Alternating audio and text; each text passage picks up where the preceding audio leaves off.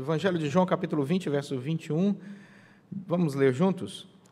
Disse-lhes, pois, Jesus outra vez: paz seja convosco.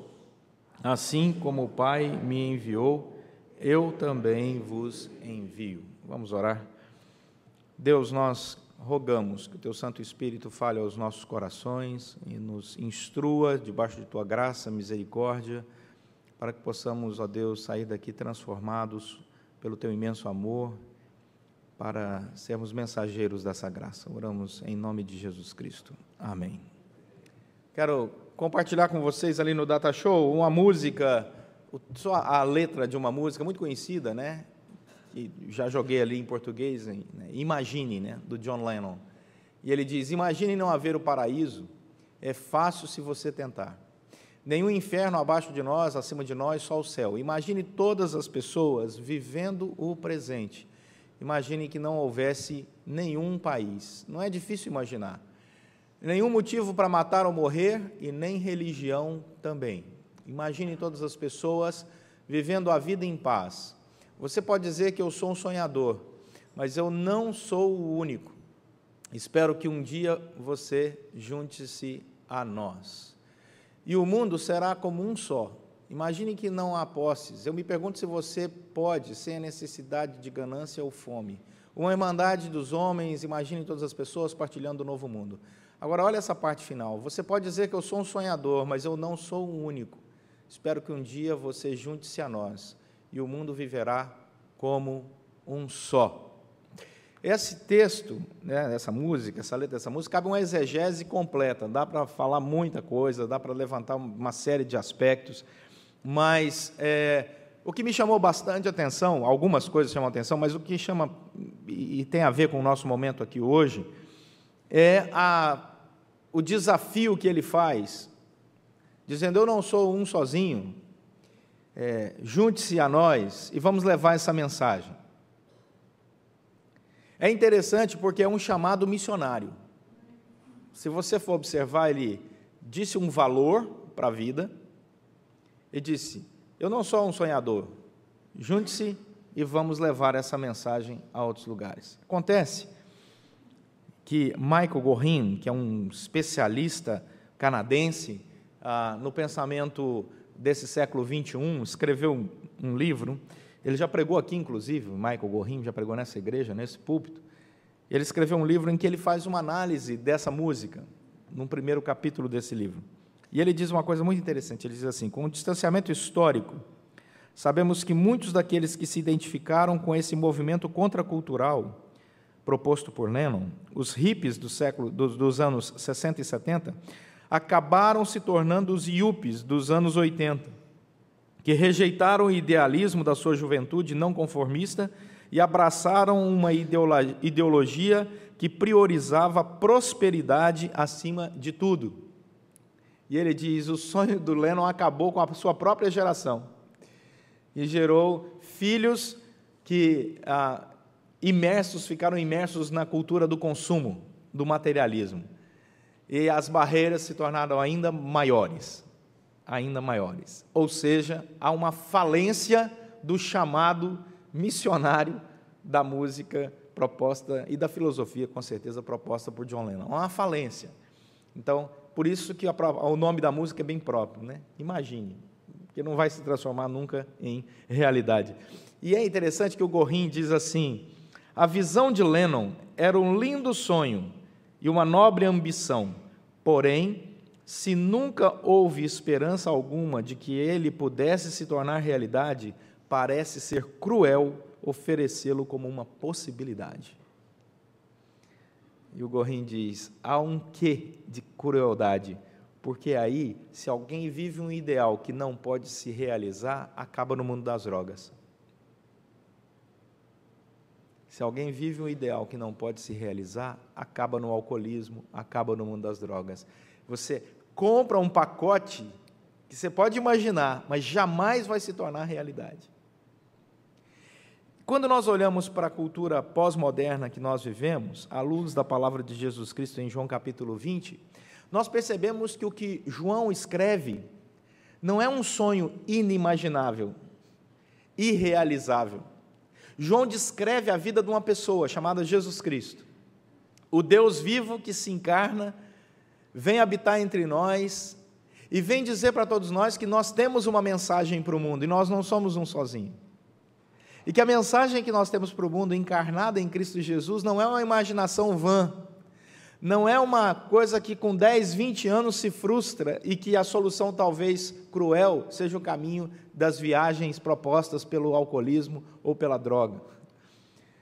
O que João propõe para nós aqui é uma realidade que pode ser vivida espetacularmente aqui, agora, e de maneira completa na eternidade.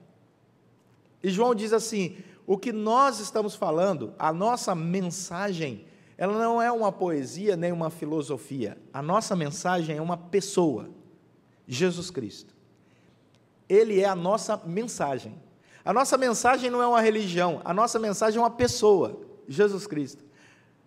A nossa mensagem não é uma proposta contracultural, a nossa mensagem é uma pessoa, Jesus Cristo. Quem é essa pessoa? É o Deus vivo, encarnado, que se importou conosco, percebeu a falência do ser humano no pecado, de um ser humano que passou a não acreditar na existência de Deus, e Deus então vem e se encarna e diz: eu existo, estou aqui, toque-me, abrace-me, beije-me. Ah, se o Senhor fosse Deus, o Senhor teria poder sobre todas as coisas. Ah, é? Tem tempestade? Eu faço ela parar. Se o Senhor fosse Deus, o Senhor tinha poder sobre curas. Traz o enfermo, curava. Se o Senhor fosse poderoso, o Senhor teria poder sobre demônios. Todos foram libertos, na simples presença e palavra de Jesus. Quem sabe a morte, o último inimigo a ser derrotado.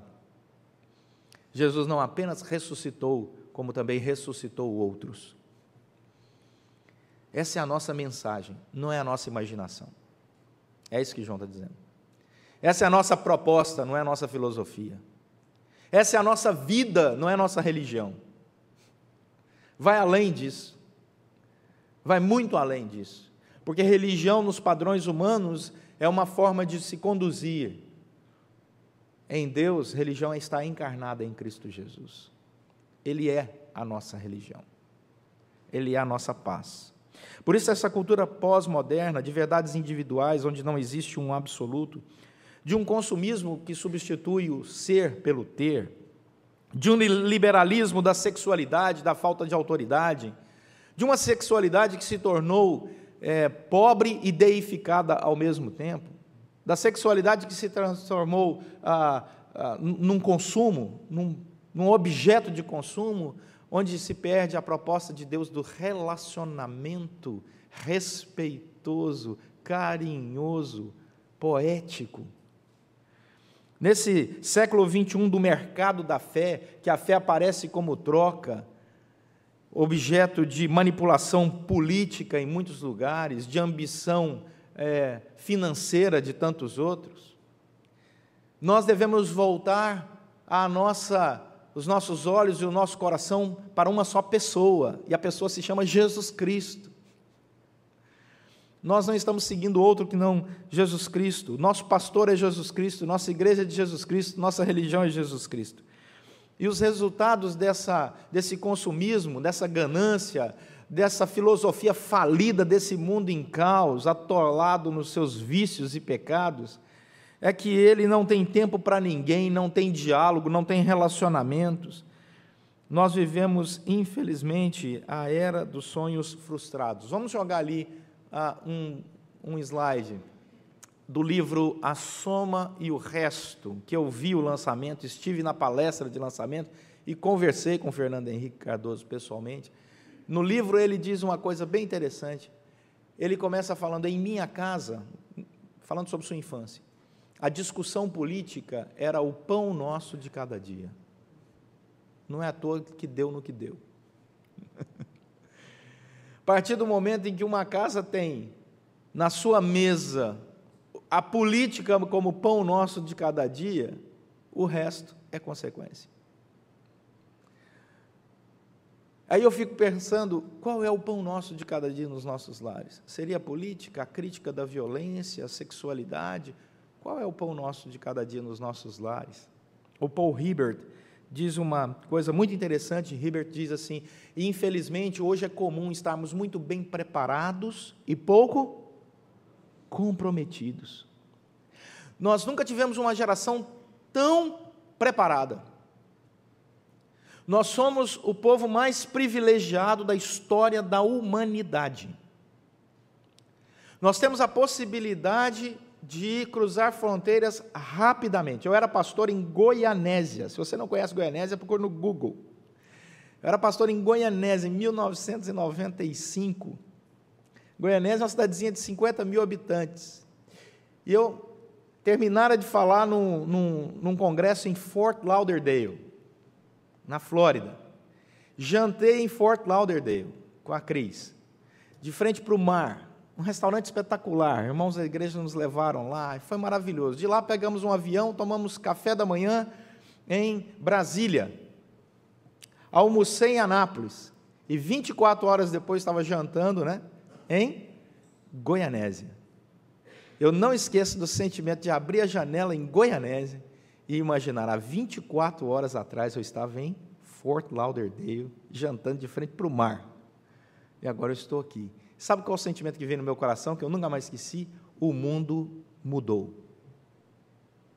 Em 24 horas você sai de uma realidade para outra completamente diferente. Nunca experimentamos isso ao longo de toda a história da humanidade. Hoje nós temos condição de saber aquilo que, se você dissesse para uma pessoa da Idade Média, ele iria dizer para você: você é um maluco.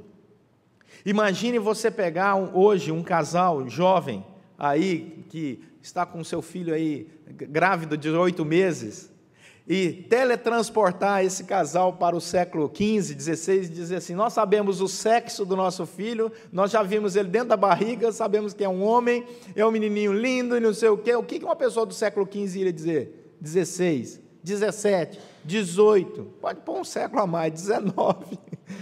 Você é maluco, prendam, não podem ter filho uma pessoa dessa.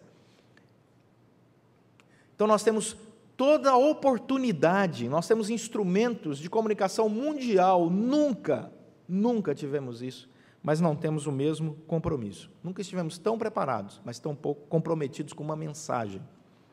O missionário fora do Brasil, ele enfrenta muitas dificuldades. Ele enfrenta a dificuldade da cultura. A cultura é uma coisa muito séria, meus irmãos. Levar a mensagem do Evangelho para outro lugar é muito pesado. Por exemplo, no Tibete, colocar a língua para fora, para outra pessoa, é sinal de simpatia. Eu imagino a cena, não vou nem fazer aqui. Não é? Já pensou? O pastor chega no púlpito e põe a língua para fora, é sinal de simpatia. E todo mundo da igreja põe língua para ele. Que cena maluca isso. A cultura tem disso. Em algumas regiões do Japão ou da Coreia mesmo, vilarejos, se você passar a mão na cabeça de uma criança, você está ofendendo os pais. Então, essa cultura é tão complicada, a língua, investimento financeiro, questões espirituais, preconceito religioso, tradição, tudo é barreira para levar o Evangelho aí fora. Mas o Senhor disse que o nosso campo não é apenas o mundo lá fora, mas o campo de cada um de nós é o próximo.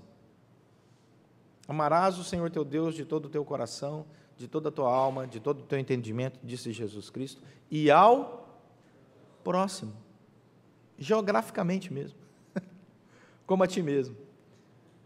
É mais fácil a gente imaginar o próximo, filosoficamente, imaginar o próximo lá longe.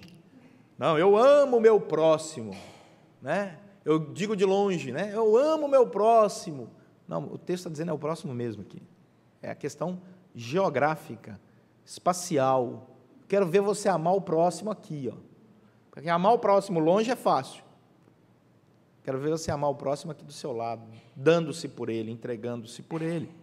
Portanto, precisamos voltar os nossos olhos para esses novos campos missionários que o Senhor nos chamou para experimentar, não é? E esse é o nosso desafio. Michael Green vai dizer no seu livro Evangelização na Igreja Primitiva, eu vou colocar ali o data show para você, uma coisa bem interessante.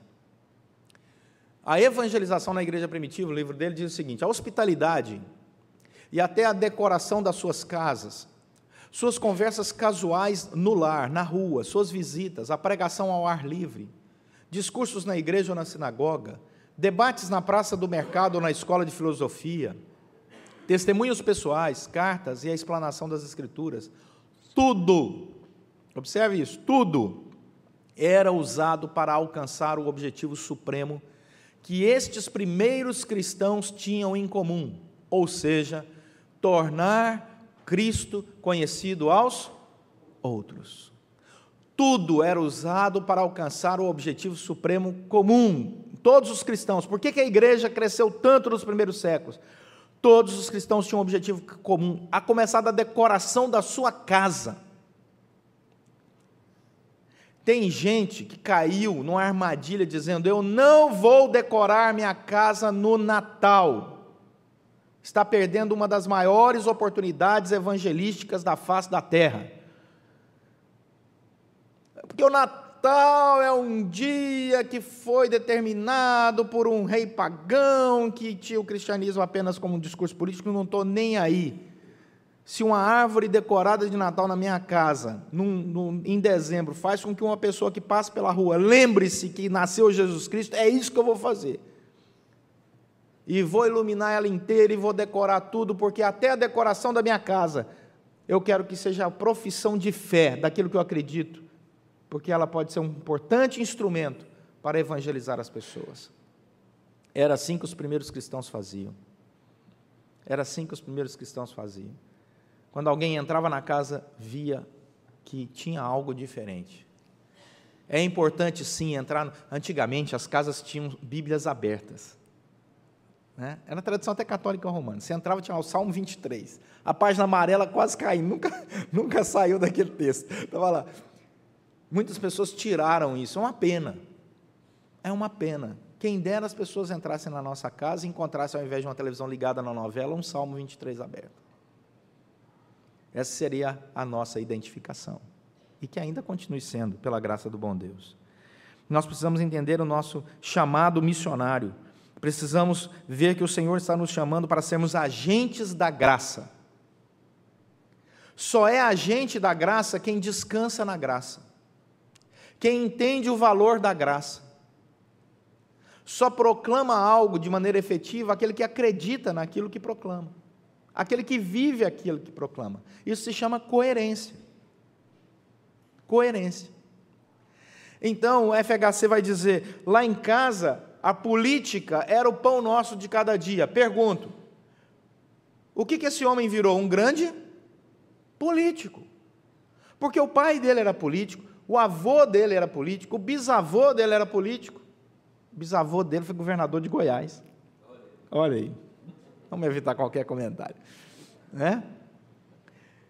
Então, eles falavam disso. Ora, eu sou cristão. Logo, o assunto que vai dominar a minha mesa é o pão nosso de cada dia. Porque eu quero que essa geração seja cristã, a minha próxima geração seja cristã, a outra da mesma forma. Porque eu entendo que esse é o objetivo que o Senhor nos chamou, e essa é a nossa vantagem. Quando nós entendemos essa graça, nós entendemos que Deus nos colocou num lugar onde não existem barreiras culturais.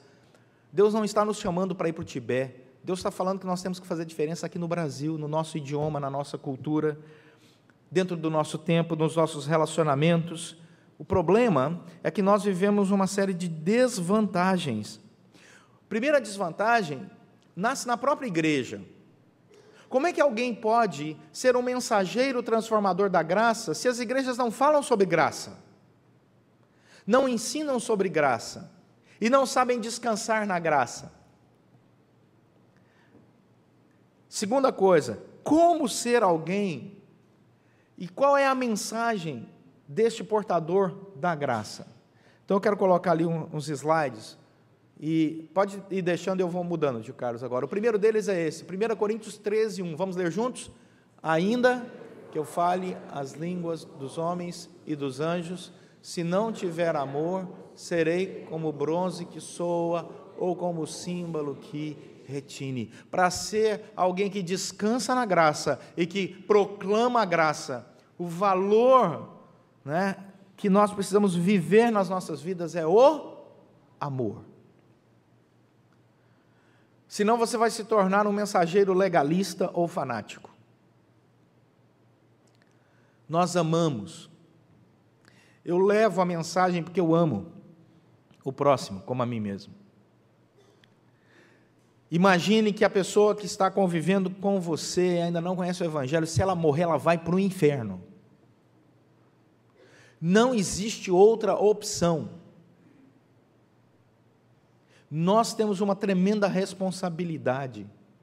Você entrou num táxi, você sentou ao lado de alguém num ônibus, num avião, nós temos que orar: Senhor, me dê uma frase, uma atitude, um sentimento, uma manifestação da graça do Senhor, para que essa pessoa aqui possa ser despertada pela ação do Teu Santo Espírito aí, né? E a viver, a se relacionar com o Senhor. Que eu não seja alguém calado, que eu não seja alguém que não manifeste de maneira alguma um pouco da sua graça. Tem misericórdia de mim. Porque se a pessoa não tiver um encontro com Cristo Jesus, ela está perdida. Segunda coisa que nós precisamos entender aqui: primeiro é o amor, a segunda é a vida de oração. O que diz 1 Tessalonicenses 5,17? Dá para decorar um texto da Bíblia. Eu gostaria de decorar um versículo da Bíblia, decore hoje: orai sem cessar. 1 Tessalonicenses 5,17. Se um dia você chegar na porta do céu e São Pedro com a chave na mão, lembra que tinha essa historinha? Perguntava, vale um versículo, né? Orai sem cessar. Graças a Deus que não vai ter isso. Se tivesse, nós estaríamos perdidos, né? Orai sem cessar. Ore. Eu não tenho capacidade nenhuma para pregar, meus irmãos, se não for a graça de Deus. Não pode haver a conexão de um só raciocínio, se não for a vida de oração, amor, debaixo da graça de Deus. O que nos mantém é a graça de Deus. E o que nos faz entender graça, a presença de Deus, o tempo de Deus para as nossas vidas é a oração. Então, como eu faço, pastor? Ame, ore. Filipenses 4:8, tenha o seu pensamento cativo, tudo que é respeitável, tudo que é verdadeiro, né? Tudo que é justo, tudo que é puro, tudo que é amável, tudo que é de boa fama. Se alguma virtude há, se algum louvor existe, seja isso que ocupe o vosso pensamento. Eu vou pegar essa peneira e passar no Facebook para ver quem sobra. Passe lá na sua lista de amigos. Isso é puro, isso é verdadeiro, isso é amável, isso é de boa fama, isso é respeitável. Passe. Você vai ficar surpreso. Isso é o que tem que ocupar o nosso pensamento. Adiante. Paulo diz: o que aprendestes, recebestes, ouvistes, vistes em mim, isso praticai. Isso praticai. Então, quando nós observamos que ensinar, dar, falar e fazer, ensinar, aprender, dar, receber, falar, ouvir, fazer, ver, é coerência desse bom testemunho que transforma a sociedade. E por último, Filipenses 4, de 11 a 13. Vamos ler juntos? Digo isto, não porque aprendi, tanto sei estar humilhado, como também ser honrado. De tudo e em todas as circunstâncias já tenho experiência, tanto de fartura como de fome, assim de abundância como de escassez. Tudo posso naquele que me fortalece. Amém. Pode tirar, tio Carlos, obrigado. Tudo posso naquele que me fortalece, em qualquer circunstância, em qualquer momento. O resultado, meus irmãos, verso 22 do texto, você deve estar pensando, pastor, nem voltou lá no texto de João. Não voltei não, dá uma olhada para você ver. O Pai me enviou, eu também vos envio. É assim que termina o verso 21. Só que aí, ele entra para o 22 e diz: e havendo dito isto, soprou sobre eles e disse-lhes: receberei o Espírito Santo. Recebei o Espírito Santo. Nós só veremos e experimentaremos a ação do Espírito Santo de maneira completa nas nossas vidas se atentarmos para o chamado de Jesus Cristo no final do versículo 21. Assim como o Pai me enviou, eu também vos envio. Quem não se descobre enviado, não desfruta do poder maravilhoso do Espírito Santo em todos os aspectos da sua vida. Somos todos aqui enviados como mensageiros da graça.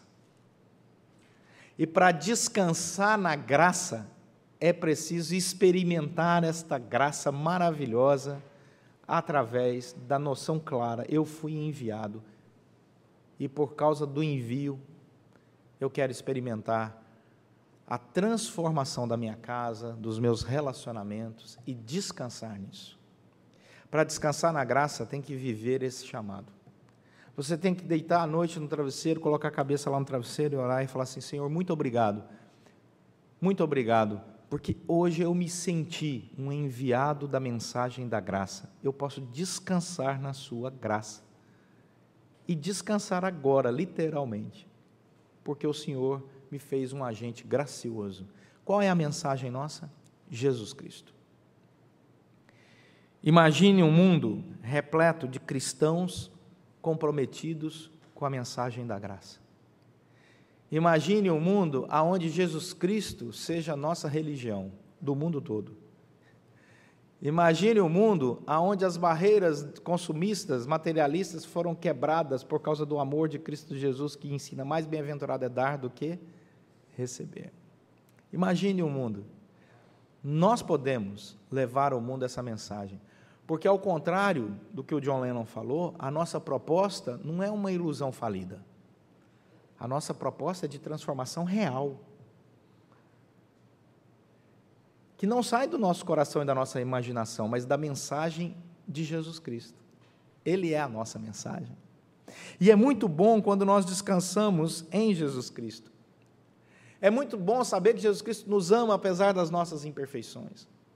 É muito bom saber que Jesus Cristo nos aceita apesar de sermos pecadores. É muito bom saber que Jesus Cristo nos usa apesar da nossa falta de qualificação.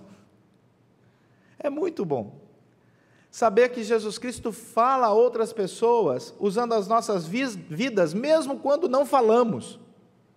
Como é que é? Isso mesmo. Pedro, escrevendo a sua carta, diz assim: e mulheres ganharam seus maridos para Cristo sem palavras, só com a sua atitude.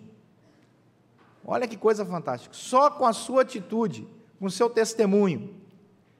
Eu conheço muitos casos de maridos que viveram um casamento com uma irmã, né, uma mulher cristã, 30, 40, 50 anos e até mais de vida conjugal. E lá no final ele foi se converter por causa do testemunho de compromisso da esposa.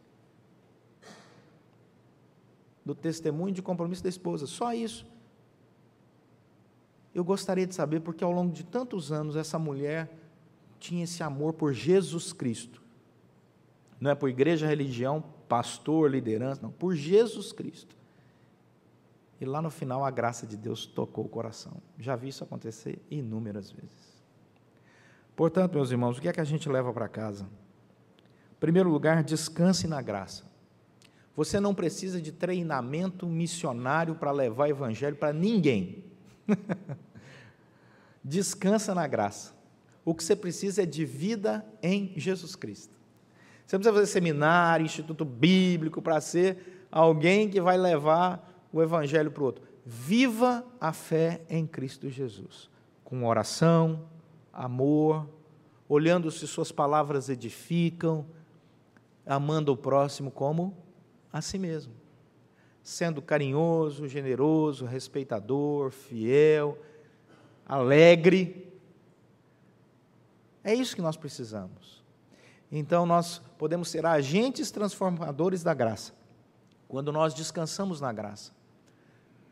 Não se sinta pecador a tal ponto de dizer, não, eu não tenho credibilidade para levar o Evangelho. Não. Se confessarmos os nossos pecados, Ele é fiel e justo para nos perdoar. Confesse seu pecado todos os dias. Porque se mensageiro fosse só alguém sem pecado, só Jesus Cristo ia poder pregar no mundo. Mas aprove a Deus usar pecadores como nós. Paulo disse isso em Timóteo. A mim, o maior dos pregadores, Deus chamou para pregar o Evangelho. Essa é a noção que nós precisamos ter. Não é de perfeição absoluta, não. Pelo contrário. É de incapacidade absoluta. Nós não vamos entrar no céu pelas nossas boas obras, nós vamos entrar no céu pela graça. Só por isso, porque se fosse por nossas boas obras, não entraríamos. Nós não estamos aqui porque somos melhores do que os outros, é porque a graça de Deus nos chamou. É por isso. E nós vamos sair daqui e levar o Evangelho, não porque somos melhores que o mundo aí fora, não, é porque nós temos o privilégio da graça de Deus, que traz paz ao nosso coração, e nós queremos que as outras pessoas experimentem essa paz, que é muito bom. Portanto, essa é a nossa missão e privilégio, e é isso que nós devemos levar para a nossa casa. Amém? Vamos curvar nossa fronte e vamos orar. Eu queria que você orasse pela sua família.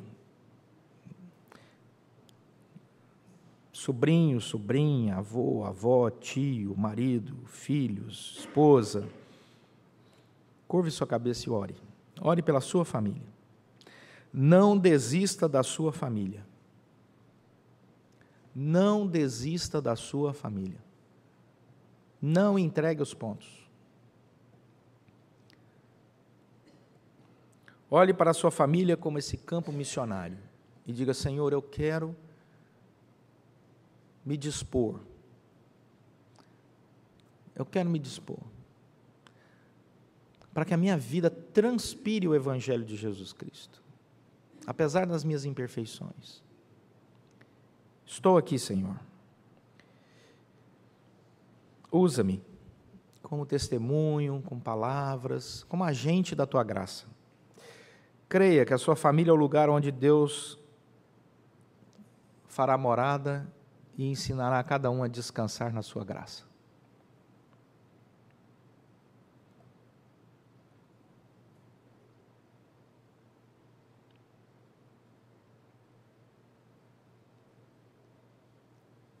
Vamos orar.